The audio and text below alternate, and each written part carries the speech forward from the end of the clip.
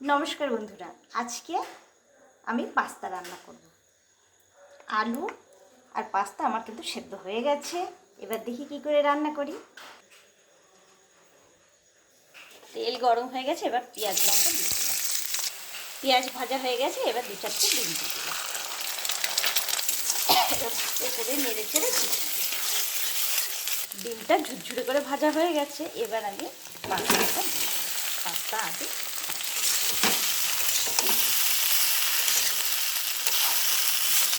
স্বাদ মতো লবণ দিয়ে দিলাম, একটু মিট মশলা দিয়ে দিলাম।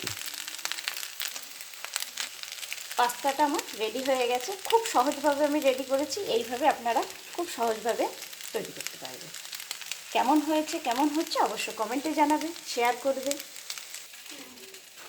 বেশি করেই তো দিচ্ছি। এবার সামান্য একটু সস দিয়ে দিলাম। যার জন্য বানিয়েছি সে খেয়ে বলুক কেমন হয়েছে। খাও, কেমন হয়েছে? ভালো। ভালো হয়েছে।